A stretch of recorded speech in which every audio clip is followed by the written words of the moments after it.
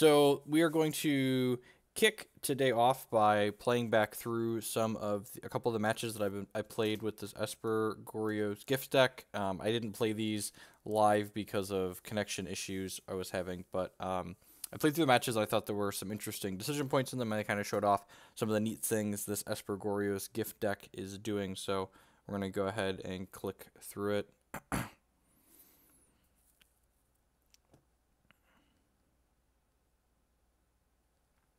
Anywho, so opening hand here, really pretty reasonable. It doesn't have any quick interactions, but Serum Visions is probably going to dig us to things that we need. Having Elesh Norn in our opening hand really isn't the worst, since we have things like Collective Brutality and Liliana the Veil to put this in the bin if we need it. So go ahead and keep this hand.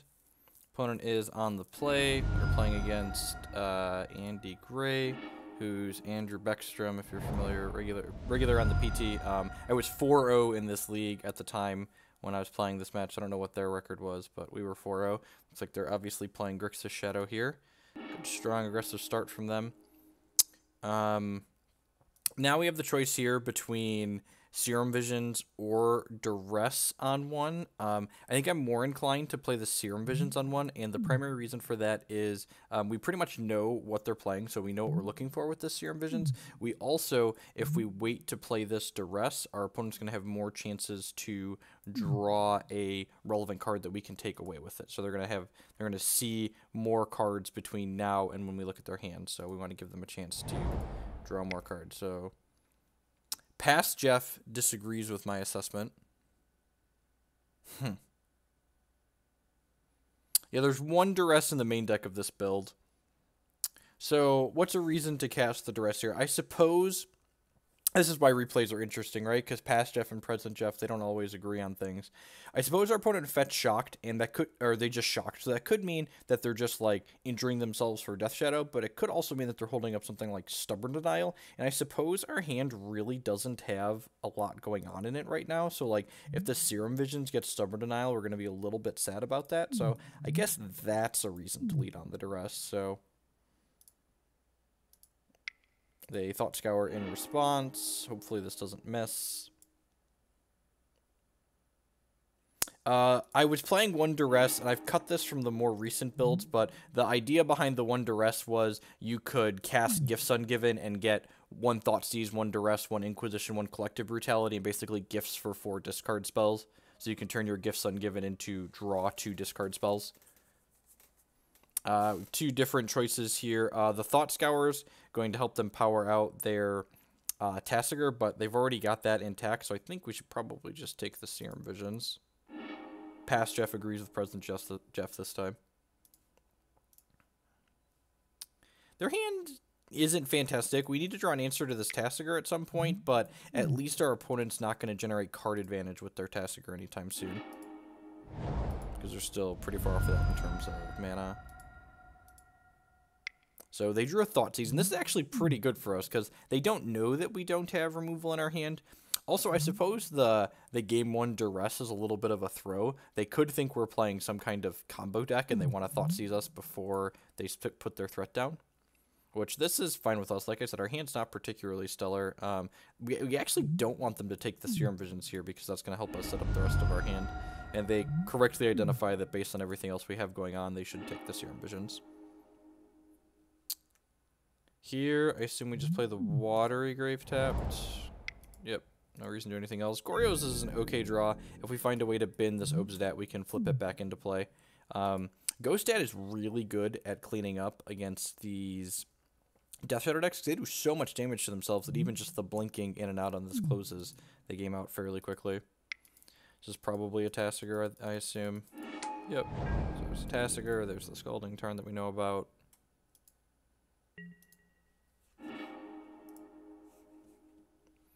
Draw another land here, so we almost certainly want to snap Serum Visions here. The question is, what kind of land do we want to get to do it? There's merit to both fetching basics and non-basics here, just because preserving our life total is real against a more aggressive deck. So we get the Plains to deal a little bit less damage to ourselves. Hey, K. Smith.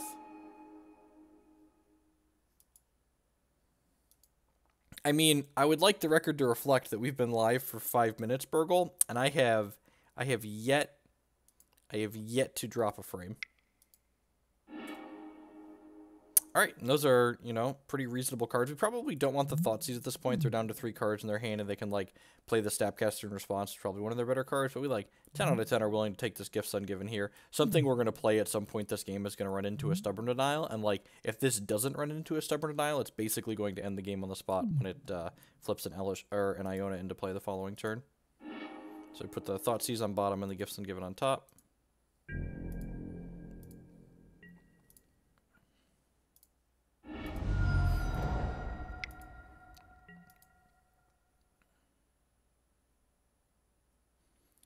Or exile in some other way? No, it does not. The Obzedat only returns itself to play if it exiles itself via its own trigger. So opponent casts Inquisition. They have but one option to take with that.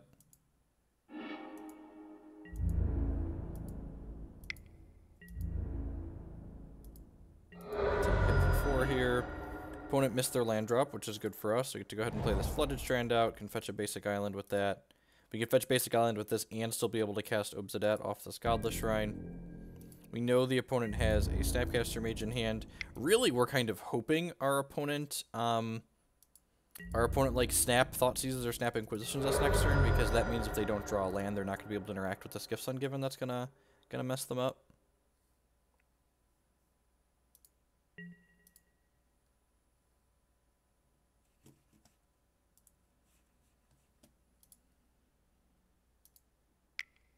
End step, they push our Snapcaster Mage. The fact that they let the Snapcaster hit them is actually pretty huge for us, because going to 7 life means that the Iona is going to be able to deal lethal in 1 attack.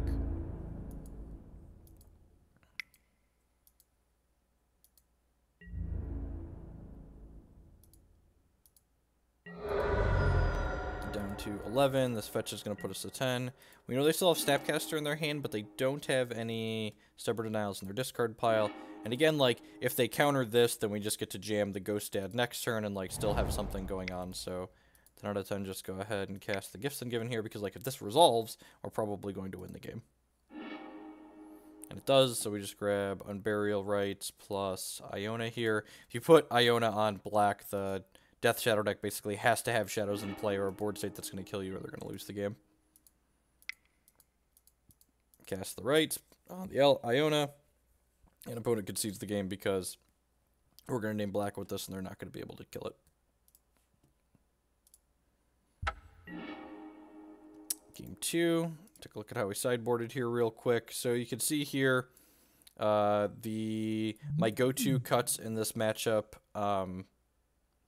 The Elesh Norn isn't particularly impressive. They can just kill it a lot of the time, and it doesn't kill many of our opponent's creatures. The Collective Brutalities are a little bit medium. We left 1 in the deck because it's like okay to burn them out randomly sometimes. I cut some of the discard spells as well because a lot of the times you're going to be getting into board states where you need to play to the board as opposed to...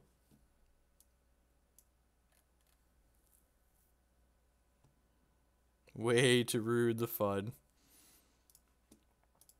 Look, I mean, I haven't lost a match with the deck yet on Magic Online, so, like, you know all the matches that we're going to watch on F1. Makes them way more fun. The other night we were covering matches that I had screwed up in. So, easy, crack, fetch, Serum Visions here. This hand's actually really good, right? Like, we've got Jace, we've got a Gifts, we've got a Supreme Verdict. Rude Kaiser with the brand new Twitch Prime subscription. Thank you very much. I do appreciate it. Subscriptions and donations and Patreon support are the best ways you can help keep my content going, so thank you very much. Okay, Serum Visions. We hit a... We draw another Serum Visions. This Liliana the Veil seems great, so we'll put that on top of our deck. I missed... Oh, Moto lagged, and I put the other one on the bottom. So... Do you play Inquisition and Extirpate in the side? There's links to the deck list below the stream. There's discard spells in the main deck. Discard spells are our primary form of disruption. Because we're primarily a Jace Vryn's Prodigy deck and not a Snapcaster Mage deck, your Jace is better at flashing back proactive disruption like discard rather than counter spells. Also, because our deck has combo variations to it, much like the Death Shadow deck, our discard spells allow us to clear the way of our opponent's interaction, so that way we can have an easier time to beat them. And then you'll see here, our opponent opts to do something that I think was a little bit too cute. They cast Thought Scour, targeting me to put the Liliana of the Veil that I topped into my discard pile, rather than filling up their own discard.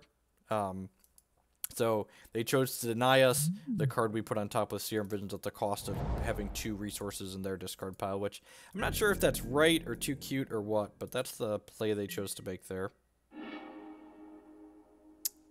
It's a decent draw, so we get to play this Jace out here, and all of our opponent's removal will kill the Jace putting into the discard pile, so that means if they do kill the Jace with the removal spell here, we're going to be able to Goryo's Vengeance it back into play and then flip it. So I'm assuming this is going to get pushed or terminated or something like that here. Yep, he's dead, Jim. Opponent fetches, shocks. I have Death Shadow or a Delve guy. Death Shadow is a 2/2, sure. So here we have a couple different choices that we could do. We could shock and then Serum Visions, and then depending on what we draw, Goryo's Vengeance, the Jace back into play and try and flip it. The upside to flipping the Jace right away is that we get to plus on the Death Shadow. Another option is we could Goryo's Vengeance the Jace to start and then try and use it to flash back the Serum Visions right away to kind of get value out of the Jace and then soak an attack from the Death Shadow. A third possible line is we could play the Serum Visions and pass the turn, which means my opponent's very likely to not be able to use their mana here, and then we could Goryo's Vengeance the Jace back during their end step. I think past Jeff cast Serum Visions and then went with Goryo's Vengeance. I think all the lines are pretty close. There's definitely upside to most of them. Hey Deathly, hey Foot.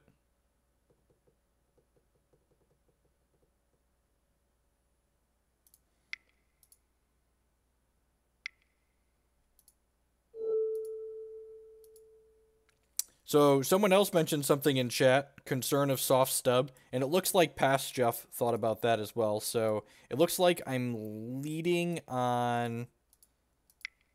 We're going to lead on the Goryo's Vengeance, and the reason to lead on the Goryo's Vengeance here is because of Stubborn Denial. What's the incentive to Serum before Jace flips either way? Well, you can kind of set up what you're looting into. Because none of the cards in our hand are explicitly bad, so, like, I guess that means leaving a bad card on top of our deck is fine. So, if we Goryo's first like this, that means we don't get the Goryo's Vengeance countered by a Stubborn Denial for 1.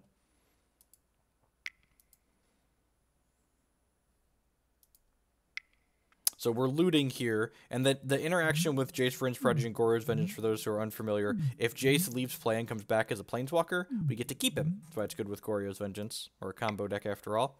They have the Terminate here, so we get 1 for 1, but we do get a loot out of this, which is decent for us. We hit Obzedat here. A lot of reasonable choices here. I feel like binning the Unburial Rites is probably correct, but this could definitely go either way. It's probably the Unburial Rites or the Ghost Dad. The upside to binning the Ghost Dad is that if we find another Goryo's Vengeance or a Snapcaster with this, we could put Ghost Dad into play next turn, but the conservative play has probably been the Rites, which is what we did. Cast Serum Visions here. And immediately punished for being conservative, drew the Goryo's Vengeance. I guess this isn't a strict punish since we have a Jace in here still, which is really more of a reason to be conservative, because if we hit Goryo's Vengeance like we did here, having the Jace in our bin means it's still fine. We actually have 2 fantastic cards here on top of our deck. We have Lingering Souls and Fatal Push. We have the Supreme Verdict here in our hand as a possible answer to clean up the board, but opponent's deck does play 4 Thoughtseizes, so if we lose this next turn, leaving the Fatal Push on top of our deck is a good insurance plan. Yeah, I really like this deck too. And there's the Thoughtseize, so they get to take away our Supreme Verdict, I assume. Yep. So, opponent up to a 6/6 Death Shadow.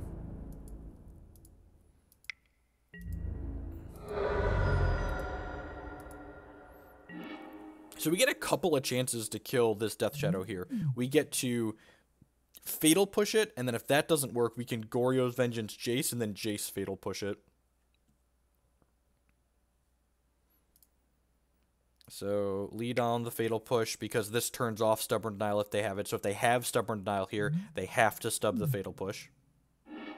Then we can play our land to play around the soft stub. Then we get to Goryo's Vengeance, the Jace back into play. And opponent concedes, because apparently they must have nothing left. And they know this Obzedat and this Gifts Ungiven are here, so they're probably pretty unlikely to win from this state. Like, if they can't kill this Jace, the Jace is going to loot and probably bin the Ghost Dead, depending on what the top card of our deck is. Can I draw a card in a replay? I cannot. Or we could also flashback Serum Visions, so like, soft stub. That's what I would refer to it as, soft stub.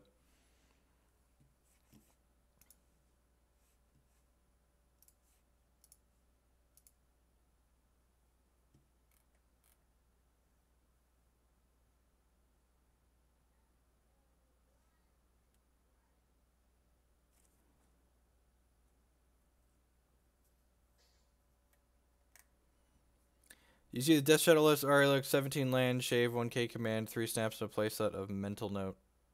You mean Sleight of Hand, right? Yeah, I do, right?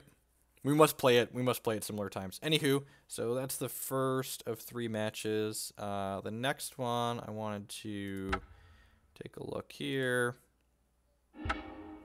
This one has 3 games, you know, just way more value. So, pop this up. Again, this hand is a little bit slow, but it's got Serum Visions, so like we are on the play here, and we probably want to use the Serum Visions to dig for like a discard spell. A Collective Brutality would be fantastic since we have Obzedat and Lingering Souls in hand.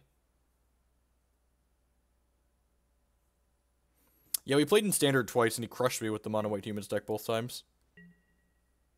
So, Darkslick Shores, Serum Visions to start. We draw a Goryo's Vengeance here, and we actually have, like, the perfects on top of our deck, right? No, Mental Note's not Modern Legal. It's from Judgment, I believe. And we're just going to go top with these. Like, we have Jace Vryn's Prodigy on 2 now, which we can then use to loot the Ghost Dead into the bin, and then Goryo's Vengeance back into play.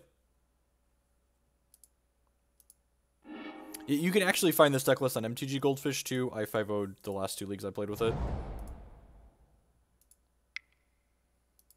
Because there's value in looking back on the things you did in the past and learning from it. Also, I didn't cast these matches, and they have some neat lines in them, so I want to show them.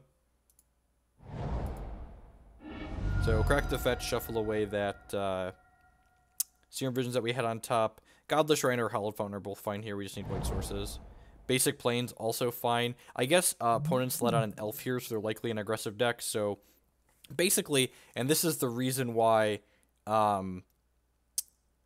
This is the reason why I want to kind of show off. A lot of people have linked me other variations of this deck that like aren't playing the Gifts Ungiven package. There's like variations that are playing pieces of the puzzle. And a matchup like this, Gifts for Elesh Norn is just, it's a slam dunk and you win the game. So we basically just want to preserve our life total until we can live to get to a point where we Gifts for Elesh Norn plus Unburial Rites, and then we kill our opponent essentially with that combo.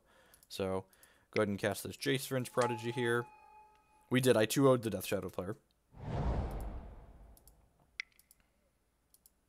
They're casting a 3-drop here, and Azuri's like one of their least scary 3-drops. Like, they're not going wide this turn, so that means their start's really pretty slow. And we drew Collective Brutality here. So, originally, my plan was to loot this Ghost Dad away, and then Goryo's Vengeance into play and kind of start applying some pressure to my opponent. But again, we're not really racing in this matchup. We basically just want to assemble Gifts Ungiven for Elesh Norn plus Unburial Rites. So, with the Collective Brutality here, we basically just want to do our best to ensure that our primary game plan to beat them is going to work. So I think we actually want a Collective Brutality to kill this Elvish Mystic and look at their hand and choose an instant or sorcery, discard it, because sometimes these elf decks have a Scavenging Ooze in the main deck, which would be their way to interact with our combo that's going to win the game. So we want to check and make sure the coast is clear, that we're not going to get Scavenging Ooze or possibly Path to Exiled, and we want to kill their acceleration to slow them down a little bit. I don't remember exactly what I discard here. There's merit to Souls or Obzedat. I think Obzedat's the optimal one. There's also certainly an argument for looting with Jace before I do all of this.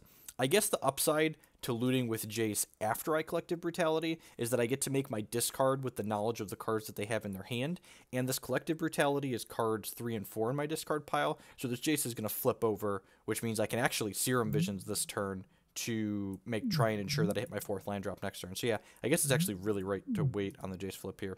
So opponent doesn't have much going on in their hands at all, and they don't have anything for us to take, but that's fine. So we loot, and we hit the Iona, so that's an easy discard. And then we use Jace to target the Serum Visions. We fetch shock a Hallowed Fountain here, I assume, or Watery Grave, it doesn't really matter. Then we cast Serum Visions, hit our 4th land drop. We find land on top, and a Ghost Dad here. And my opponent can ship their Azuri into the Jace here, but that really doesn't matter at this point. Again, we're just trying to set up so we can lock them out with the Unburial Rites play. The only reach in our opponent's deck outside of combat to deal damage to us are these Shamans of the Pack, and if Elesh Norn's in play, they're not going to have Elves for Shaman of the Pack to deal us life, so we just need to live to get to Elesh Norn.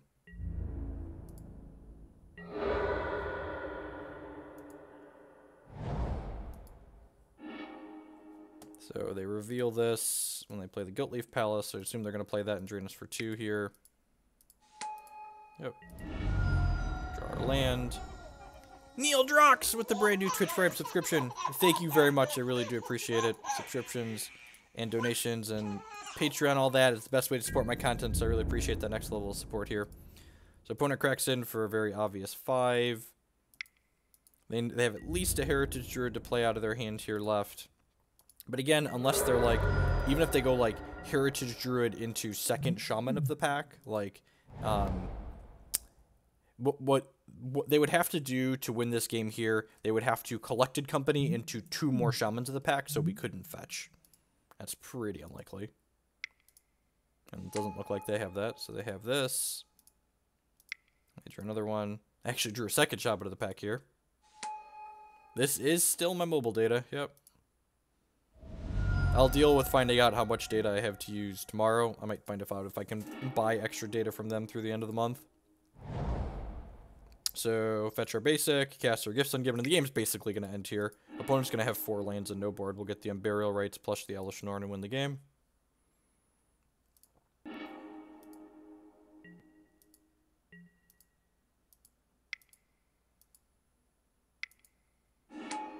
So long, Elves. Play this out. We can fetch a Godless Shrine with this and then cast a 7/7 Obzedat next turn. Let me tell you, regular Obzedat's pretty good. 7/7 Obzedat, he's clutch.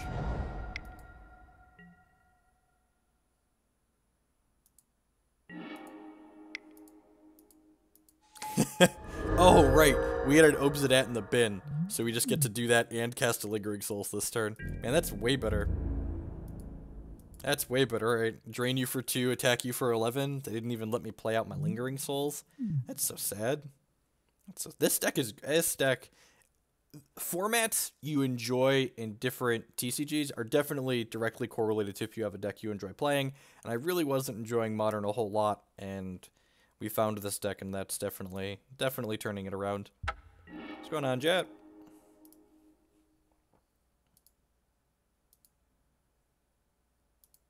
Alright, we're on the draw here for the second game. I think this hand's a pretty easy mulligan. If we had a way to loot here, I think it would be okay, because we could, like, loot through some of these, but, like, we can't play the Fatal Push on one. These Goryo's Vengeance aren't really doing anything. The Unburial Rites being in our opener actually means the Gifts plan is a turn slower, unless we can find a way to discard it, so I think we should just go to 6 here. This 6 is a little bit mediocre, but if we hit a black source, we've got Collective Brutality, which is like impacts the board and their hands, like it's plenty reasonable. Scry into a black source on top like a professional.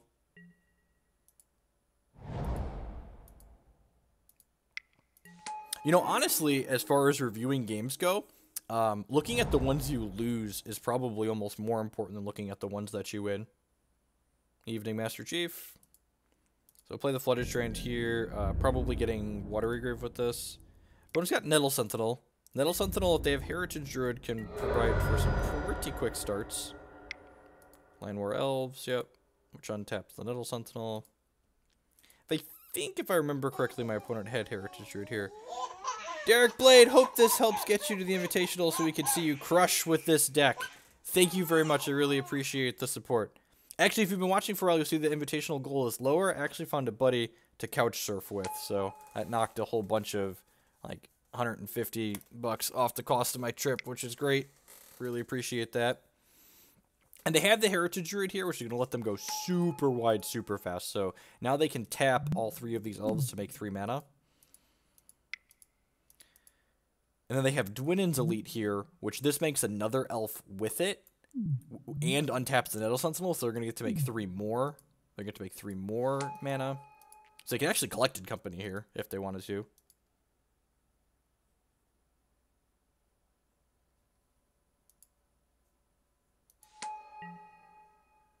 I honestly think this deck is really powerful. And, like, it really... Not only do we have, like, all of... Not only do we have all of the missing pieces, or not only do we have, like, the built-in discard to, like, interact with our opponent's graveyard disruption, like, just hard casting Obzedat is so great. Alright, so we're going to play like we have a chance here. I think we're supposed to Collective Brutality. I think it's arguable to just use all 3 of the modes here. Just because, like, buffering our life total a little bit is important. Killing the Heritage Druid is probably right. If we bin Rites and Obzedat, we can Rites the Obzedat on turn 4. There's also an argument to just using 2 modes on this, because we can use extra modes with our extra cards on this one next turn.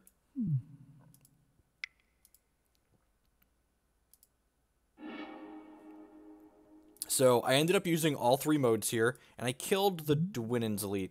Okay, so I guess the merit to killing the Dwinnen's Elite as opposed to the Heritage Druid is that this is going to strip any powerful card they could have in their hand, so that's what makes it worthwhile. There's also an argument that, like, I just shouldn't have used the discard mode on this at all because my opponent had the ability to cast a Collected Company last turn, and they didn't. But they could have had a Court of Company, I suppose. That being said, like, we're at 19, but, like, our opponent has 6 points of power here on the board, so if they draw some running bricks here, we could be okay, but if they hit just about anything, we're going to be in trouble.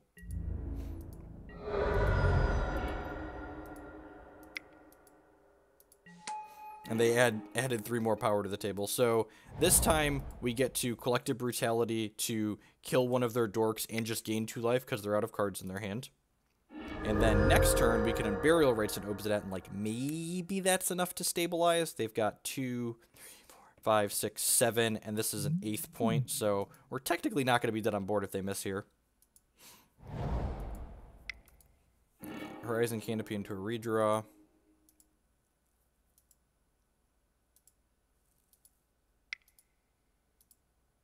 Opponent found a Collecting Company. That's, like, almost certainly lights out for us here. Shannon632 with the $5 donation. Keep up the great modern content. Thank you very much. I do appreciate it. And they hit our Elvish Archdruid here, which is like, we have 2 Supreme Verdicts in our deck post board, so, like, we're going to take this hit for 10. This is 9, 3, 4, 5, 6, 7, 8, 9. Yeah, we're going to take a hit for 9 and then fetch, and then we have 2 draws at a Verdict here, but we're very likely dead. Which someone pointed out earlier, there's a 3rd game in this replay, so we did brick at the end here, and the Rightsing and Obzedat back is no longer going to be enough since they hit that Archdruid. If we look at game the 3rd here.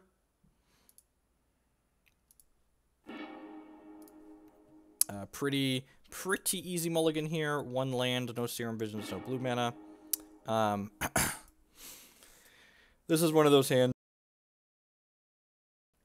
where, like, you have to make an educated decision on these hands. This is why I liked going back and talking about these while we have time. The question you have to ask yourself with a hand like this is, what do you think is more likely to occur? Do we think it's more likely that we win the game on a 5-card hand, or do we think it's more likely that we find a second land in a reasonable amount of time and win the game with this hand. And as someone who's mulligan adverse personally, I would like to keep this hand and try and scry into a second land just because like the tools this hand has are very good.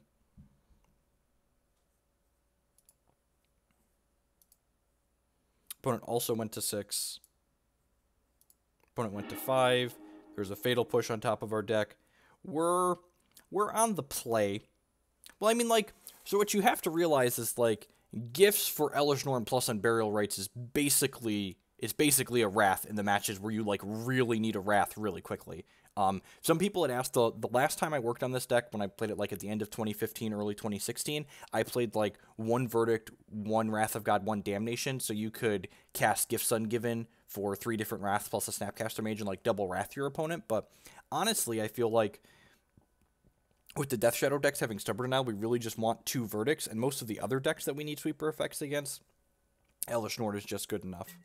So, one thing here to do, and this is small, I don't want the card that's on top of my deck, but I know I'm going to crack this fetch land anyways, so I topped that card there since I'm on the play to give my opponent the idea that my hand could be stronger than it possibly is because I topped that card. Crack our fetch land here. It's really important that we want to get Watery Grave with this land. Not only do we have blue and black spells in our hand, but Watery Grave will cast a Serum Visions if we draw to give us redraws at playing a land for the turn. God, I always feel so smart and thin when we take the small percentage play and then it works out for us. It's a little cheating this time because, like, I knew the Serum Visions was coming since we're looking at past Jeff, but I felt good there. And then we hit our second land like a professional here, and then we've got this Creeping Tar Pit on top of our deck as well. I think our hand actually has enough removal in it that at this point we really don't want a third Collective Brutality. Dig Joe China with the $50 donation. Let's get you halfway there. Thank you very much. I really do appreciate it.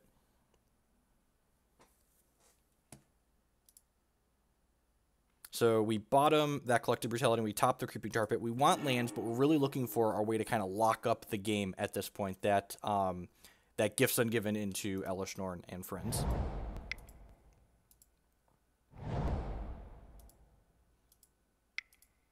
So opponent here has their Scavenging Ooze, which we mentioned they might have in the first game, but they definitely have it post-board. These decks, these Quarter Calling decks, if they don't have a Scavenging Ooze in their main deck, they're definitely going to have one in the board.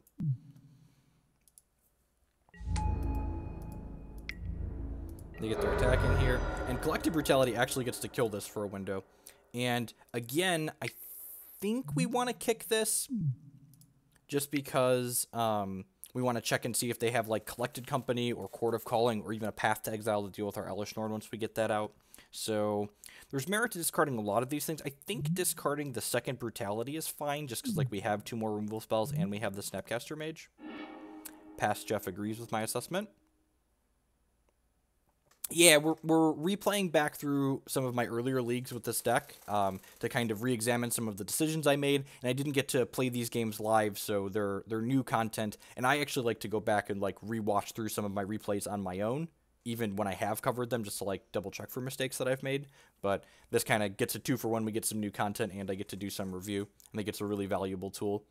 People often ask one of the best things you can do as a Magic player to grow and improve, and one of the things that you could definitely do even in paper games, especially when you're just like doing testing sessions with your buddies, is like take notes while you're playing so you can go back and talk about like, was this the right percentage play here? This is what I had, this is what I thought you could have, and you kind of go back and re-examine the things that you did. So, opponent's hand, we technically brick on the second half of Collective Brutality, but we see they have 3 lands in their hand, so like, is it really a brick? We have this Creeping Tar Pit here, which is fantastic, because we get to snap Serum Visions next turn. And they have a Glintleaf Palace, and they drew a Shaman to the pack here, so they're going to get to apply a little bit of pressure here. Past Jeff is smart on occasion. Sometimes he's smarter than present Jeff. Alright, so we drew a 4th land. That's pretty good. So, one of the decisions... we're actually replaying through some of the leagues I have with this. I'm not going to be playing a ton more Modern. We're going to play some more Modern between now and the Invitational, but I'm pretty locked in to playing some version of this at the Invitational if I go, so I'm really looking to try and find a Standard deck that I can play. We are going to be doing some more Hex content. I'm actually streaming from my T-Mobile internet right now because my Comcast has been down constantly. I'm planning to find out if I can get unlimited data for the month, and then we're going to go back to doing some normal regular streams. And if I can't get unlimited data for the month on my mobile to stream with, I'm going to record just some regular YouTube content. So one of the things I did here is I cracked my fetch before I did anything else, and the reason for this is if I set up cards on top of my deck with Serum Visions that I don't want to shuffle them away, and if I put cards on the bottom of my deck, I don't want to shuffle them back in. So I actually really like the Abzan tokens deck in Standard, but I keep timing my opponents out on Magic Online, which means if I'm timing my opponents out in Paper Magic, we're probably going to draw because people are really slow. Once you factor like all the physical mechanics of playing Magic.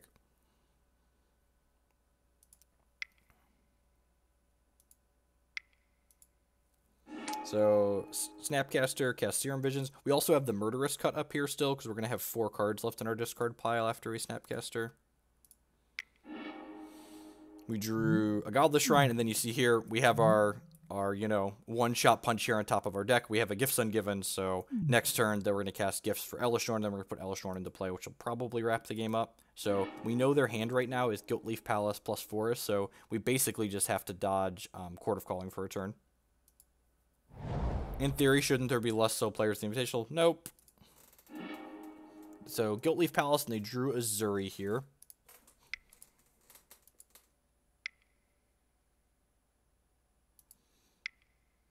So Azuri can regenerate another target elf. So in response here, I actually go ahead and Murderous Cut the Shaman of the pack just so we can take that off the table.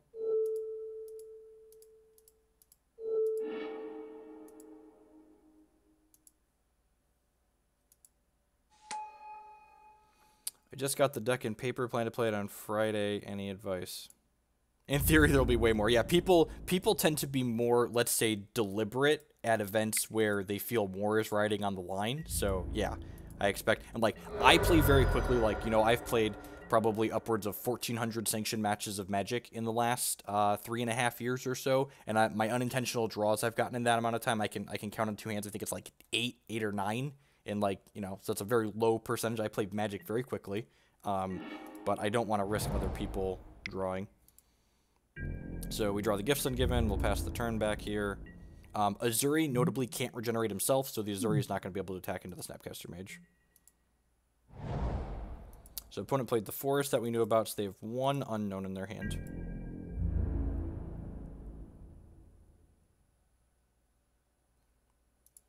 Yeah, in tournaments, you get 1 match point for intentionally drawing, so a lot of the time you get into positions in the later rounds where you can draw into the top 8. So here's kind of an interesting decision point. Whenever you're in a position like I am right now, and I feel like I'm really far ahead in this game, you always want to ask yourself the question, how do I lose this game from the position I'm in? And looking at this board and thinking about it, the answer to the question, how do I lose this game, I feel like is my opponent drew Collected Company or Court of Calling here, and there's a second Scavenging Ooze in their deck that they're going to be able to go get and eat my Gifts Ungiven, Elesh Norn, Unburial Rites target. So I know that there is a Jace Vryn's Prodigy on top of my deck here. So rather than just jamming the gifts and playing into a possible blowout if they drew the exact right card here, I just go ahead and cast Go for the Throat, killing this Azuri.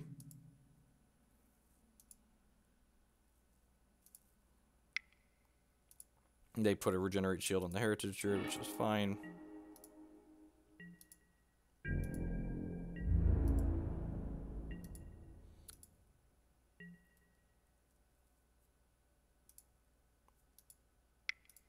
So they cast Land War Elves here.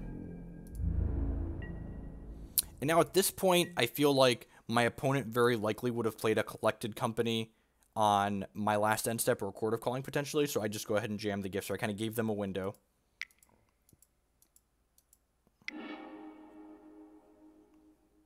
They must have drawn something. Yeah, that's what I felt like. I felt like they had to have something because they could have played the overrun there.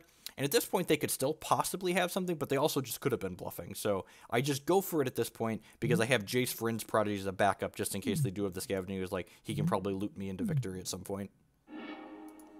Put the Unburial Rites and the Elesh Norn in the discard pile here. And my opponent says GG's because they don't have the Scavenging Ooze here or a way to interact with this, and it's just going to lock them out of the game.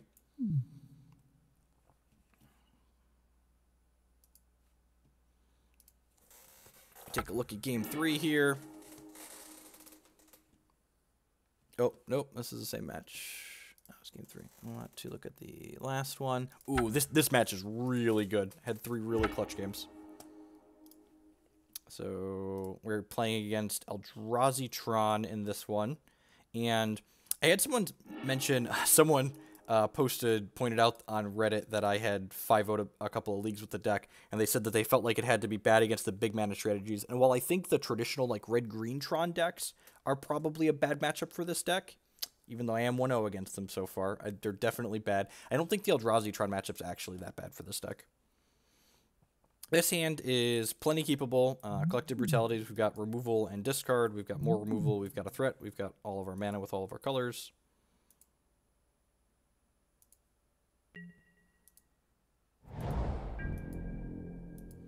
Lead on tar pit and pass. So Tron piece here. I think we're just supposed to play the Brutality as to look at their hand here just to be resource efficient.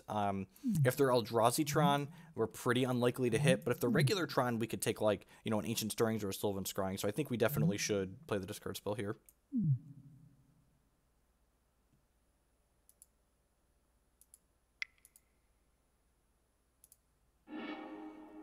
So we cast the Collective Brutality here, and we see our opponent has just a handful of bricks here, and they have a second Tron piece. And they have some okay cards. They have Chalice of the Void, which is like kind of annoying for us, but we can also like Liliana and Jace through our 1-drops and Collective Brutality away our 1-drops. So I'm not too worried about Chalice of the Void. So we brick on that, which feels a little bit bad, but we get some information out of it. Just like cast the world's worst Gitaxian Probe.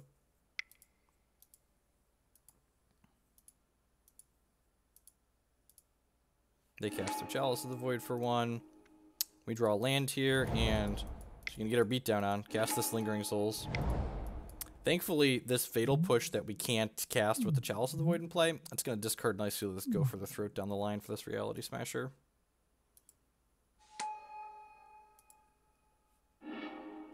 Played the Ghost Quarter and this. The Ghost Quarter is kind of annoying because it can tag the Creeping Tar Pit. The Lingering Souls is actually a really good draw here, because lets us play this tapped land, or this fetch land, sorry, which will fetch a shock land, and then we can put 2 more power on the board this turn, and then put 4 more power out the following turn. Basically, just kind of race our opponent here.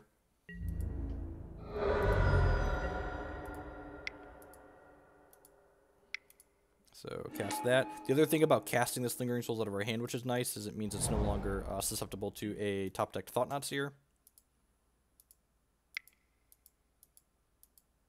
which they missed their land drop, but they hit the Thought-Knot Seer, so I assume we lose the Go for the Throat here. It's unfortunate that the Chalice of the Void is on 1 here, otherwise we'd be able to crack our fetch and push this off a cliff. They took the Brutality away.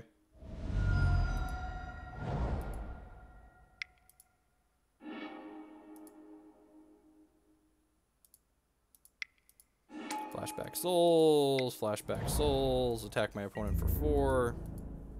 We're down to 14, and we've got them on a 2-turn clock now at this point, just with these spirits in the sky. Their hand has 5 cards in it. We know they have Smasher, Reshaper. We're basically just trying to dodge Tron Piece, All Is Dust at this point, or Tron Piece Ugin. I think it's worth a chump block here. Not only do I have 7 spirits left over to 2-turn clock them, but should they kill one of our spirits, we have a Collective Brutality. Also, their primary form of removal is like Dismember, so there's a pretty unlikely chance that they're able to kill a spirit without taking some points of damage to themselves.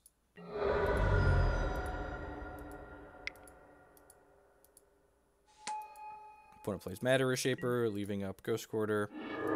And at this point, again, we just want to ask ourselves, how do we lose this game that we're really far ahead in? And the answer to the question, how do we lose this game that we're really far ahead in, is our opponent goes Tron Piece, All is Dust. So we're going to go ahead and play this Collective Brutality with the modes to look at our opponent's hand and discard a card and drain them 2 life just in case they can kill one of these spirits.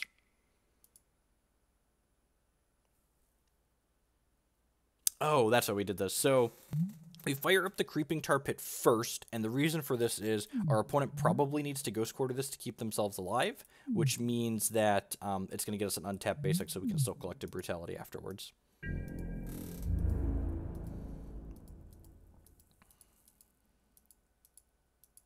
Attack with all of them, because we're at a nice healthy 19.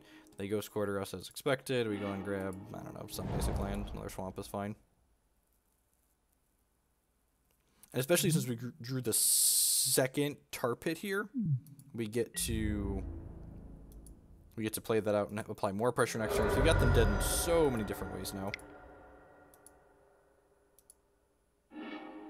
So again, we miss on this, but we get the comfort to know that our opponent's not going to be able to all his distance next turn.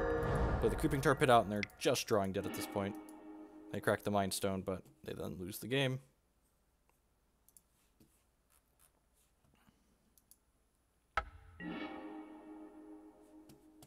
Alright, so game the second.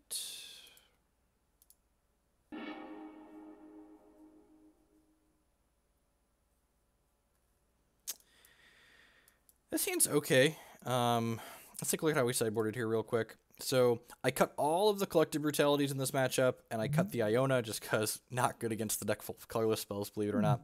Collective Brutality, it bricked on the discard mode every time last time, and the Drain Life is like mediocre, but okay. Fatal Push is like a removal spell that gets blanked by Chalice, and it doesn't kill all of their stuff, so I think trimming 1 is fine. We have 4 discard spells here as well. I really just want to put myself into a position, not only are these cards weak once Chalice is out, but a lot of the time our opponents, when they're playing like a Jund-style deck, they're going to be like playing their entire hand to the board. And that means that these are going to be bad top decks in the late game when we're looking for things that impact the board. Hex is at the end of a season. I don't really have anything to test for, and they have a new set releasing sometime soon, so I'm kind of storing up my Hex energy for when the new set releases. We're going to be playing a ton once the new set releases. There's also the Invitational coming up at the end of the month, which people have been donating money for me to get to, so I want to be prepared for that event. But even if there wasn't the Invitational coming up, Hex is, you know, it's kind of in between sets, like at the end of any TCG format. Opponent goes Temple Map, so we have Stony Silences in our deck. Not only do Stony Silences turn off their Expedition maps, but opponents likely bringing in extra copies of Relic of Progenitus, and also turns off things like Mind Stone. Alright, chat. So, what's kind of interesting here is, it's really easy to just like snap off the Creeping Tar Pit on one here, because it's the tap land that I technically don't have a play. But they let an Eldrazi Temple here, which means it might be right to play the Seachrome Coast in case they go Temple Thought-Knot Seer, but like Temple Thought-Knot Seer's pretty unlikely, right? So I just go ahead and play the Creeping Tar Pit and pass here. And then what you have to remember is that pretty unlikely doesn't mean not going to happen. So they play the second Temple and they Thought-Knot Seer us here, which kind of sucks.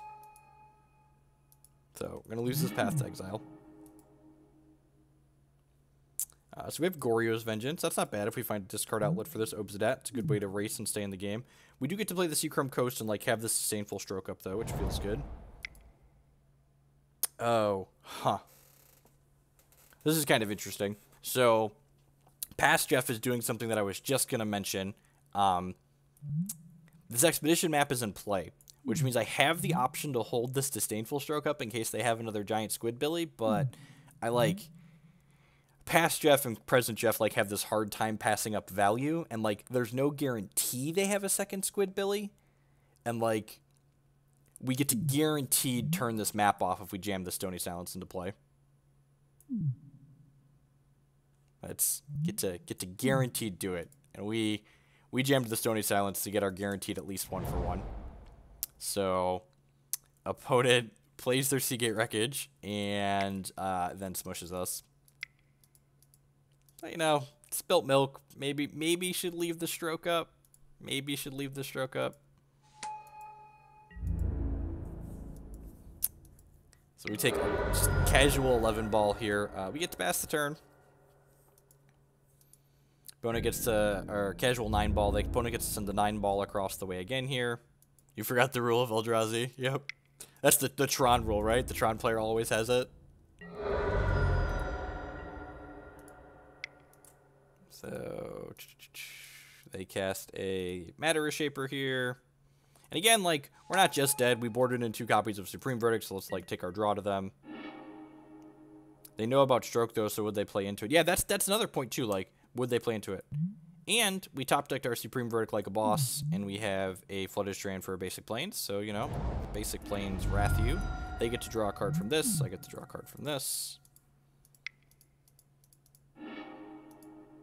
You draw Serum Visions. I mean, we're actually in an okay spot, right? Like, if we don't get smushered next turn, we get to, like, possibly play an Obzedat down the line. To, like, get into this game.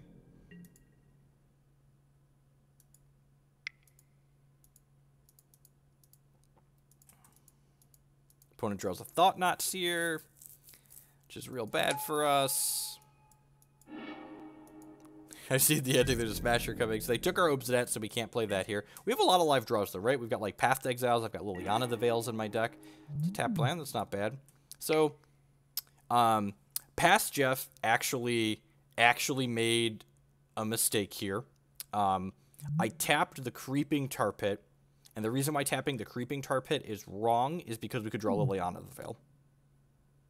So, fortunately, we didn't get punished. We just, like, bricked and died. But, like, we could have drawn one of our 2 copies of Liliana the Veil. They're in our deck right now. And then we wouldn't have been able to edict this because I didn't have 2 black up. And there aren't any double white cards in the deck that I would have been able to cast. Like, the only other double white card is a second Supreme Verdict. And I don't have a 4th mana for that anyways. So I 10 out of 10 should have tapped the Seachrome Coast to cast this Serum Visions here. And it's the little things, like, we didn't get punished for it here, but, like, it's those small things that you have to think about as you're playing that are going to, like, add up and give you percentage points over the course of lots of matches played. I think this deck is genuinely good, and, like, most of the decks I play are garbage, and I will tell you they are garbage, but this deck is doing something objectively powerful and, like, has, you know, just good modern cards in it and, like, push path and discard spells. Yeah, we could have blocked with the Tar Pit, but I feel like in a position like that, and that's a good question, so thank you for asking it. I feel like blocking with the Tar Pit in that position where we were at is a playing to not lose line as opposed to playing to win. And I feel like the play to win line is cast Serum Visions and find a removal spell and then, like, set up our following turns, as opposed to just, like, hoping to chump block and then get 1 extra card out of it. I do not drink. I don't really enjoy the taste of alcohol. Some fruity type things are okay, but, like, I'm also frugal or cheap, however you want to call it, and, like, I don't feel like the entertainment I get out of what alcohol costs is worthwhile, so my wife and I don't buy it. We are currently streaming from my T-Mobile mobile data, so we'll see if T-Mobile screams about me using infinite bandwidth, but the stream is working, and we've dropped 0 frames. Been live for an hour with 0 frames dropped, so we're gonna at least stream tonight and worry about the T-Mobile bandwidth in the morning. Anywho, this hand's fantastic. We get to go Creeping Tar Pit tapped on 1, into Jace on 2, into Liliana or Lingering Souls on 3.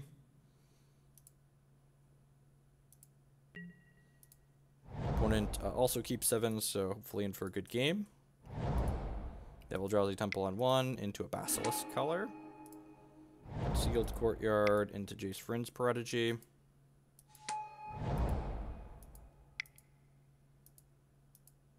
Chalice of the Void for 1.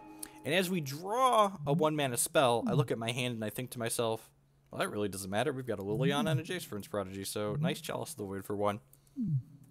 Also, one of the things that's kind of sweet here is because my opponent played this Chalice on 1, we no longer have to worry about them playing Grafdigger's Cage or Relic of Progenitus because those will be countered.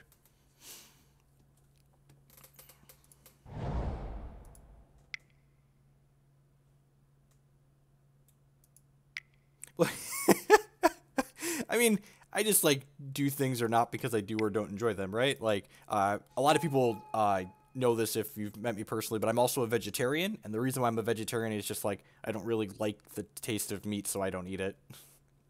So we go ahead and we plus the Liliana here, discard this Fatal Push. We discard a card as well. Discarded a backup Chalice of the Void, seems fair. I'm going to hold the Jace activation because we might get more information about what we want to discard based on what they do for their turn. Yeah, I never really liked bacon.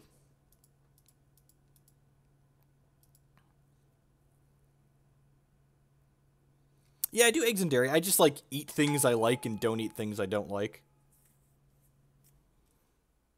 So, they play the Thoughtseize here, and I think there's a strong argument for looting with the Jace in response here so they can't take the Lingering Souls. The flip side of this, though, is I think I'd rather they take the Lingering Souls than the Gifts Ungiven, so I think it's worthwhile to, like, let them look at our hand here.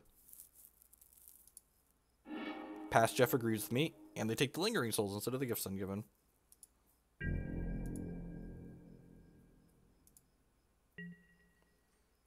Yeah, I've been a vegetarian for almost a decade. It'll be a decade this summer, actually. And we loot with the Jace, and we loot into a 1-mana spell that we can just discard here. Go for the Throat's a good pickup. It's a removal spell that works on these things through Chalice of the Void. That being said, we just get to Liliana down tick and get rid of this Thoughtseize.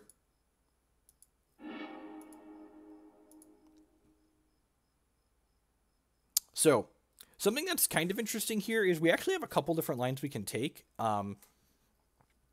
We can actually flip this Jace this turn by shocking this land into play and then casting Gifts Ungiven right away. And I think that's actually probably worthwhile to do. Ticking the Jace up to 6 right away is valuable because then we get to go down tick the following 2 turns. It lets us loot away the Serum Visions. And like if our opponent has a Smasher, they have to pick between Liliana and Jace, and I'm going to have an Elesh coming back next turn. The merits to not casting the Gifts Ungiven right away is that they could Relic or Grafdigger's Cage us. But good guy opponent over here has this Chalice of the Void on 1, so they're not going to screw with our graveyard. So I think Past Jeff came to the conclusion I just did. Nope. Did he? Did he not? Gosh, I'm such a liar. I'm such a liar. Why didn't I do that? I think there was merit to doing what I just talked about. I think I've just, like, missed a free Jace uptick here, basically. I think Past Jeff might have missed that Chalice of the Void was locking them out of their graveyard interaction.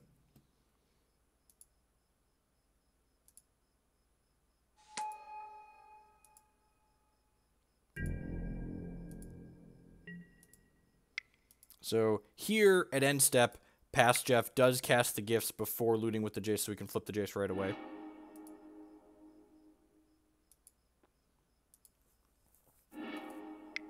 And we loot, and we have 2 1-mana spells here, but like that's really not a big deal because like we'll loot one away and then we'll discard the other one to this.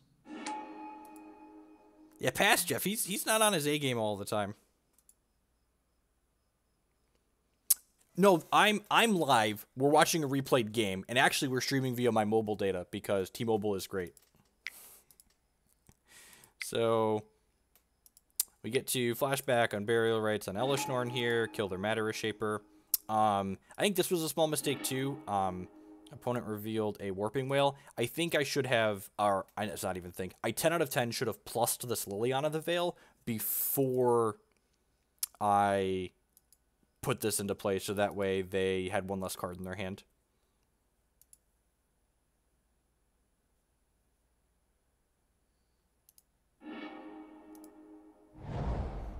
That's fair. I guess once I had committed to the line of not flipping the Jace on my previous turn to get the extra loyalty counter on him, it was probably right to loot pre-gifts, so that way I get the extra loot out of him on my turn. Yeah, I think I agree with that. 10 out of 10. Once I not flipping the Jace on my previous turn, on their turn I should loot and then gifts and then untap and loot and flip. So plus on nothing, pass the turn. All of their Squidbillies are going to be much smaller than Elesh Norn is. Feeling in a pretty good spot here. Yeah, I really like this deck a lot.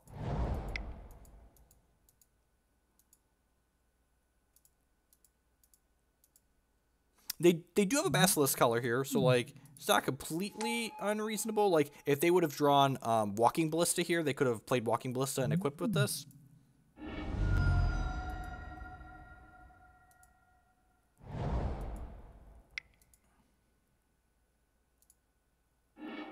So they did get to take away our Go for the Throat, but, like, not that big of a deal. I've got Liliana ready to go here.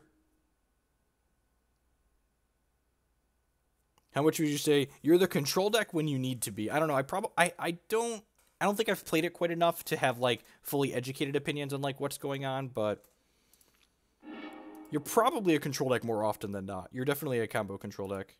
Hey, Steven. So we draw another land from the Thought-Knots here. There's a bunch of 1-mana spells in our discard pile here. I think I downtick the Jace on the gifts and go for a value gifts here.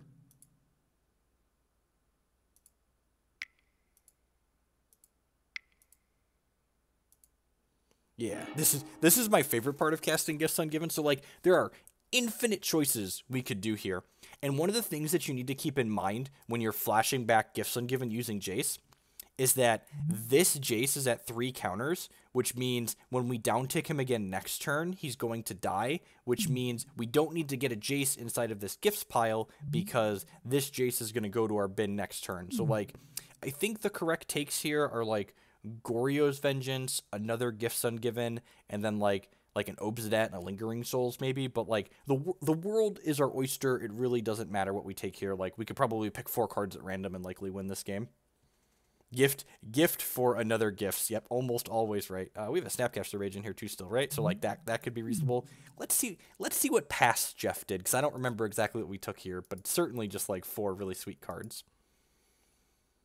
Oh, past Jeff thought of something I didn't.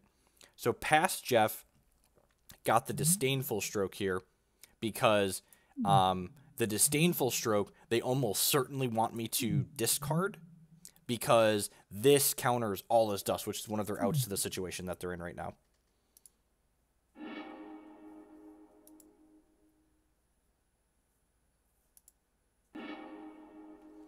And our opponent gave us the Disdainful Stroke. So I think when they gave us this Disdainful Stroke, it locked the game up for us since we have another land to play out this turn.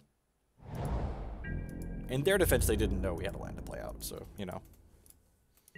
Back with this Elesh Norn. And they put the Goryo's Vengeance in the bin, but, like, Jace is going to be able to flash back that Goryo's Vengeance next turn.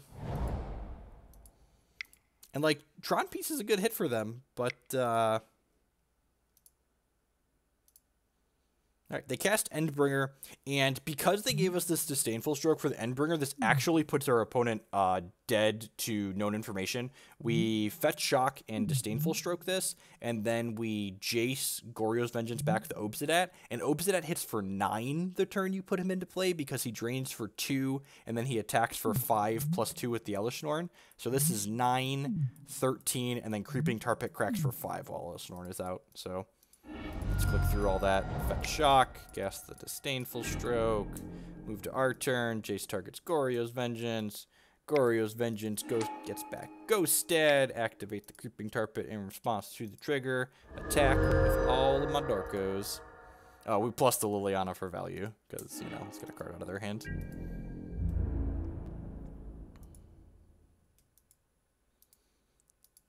And, like, look, we ended the game with the Gifts Ungiven in our hand, too. Just, like, think of all of the extra cards we left undrawn. There are so many cards left undrawn.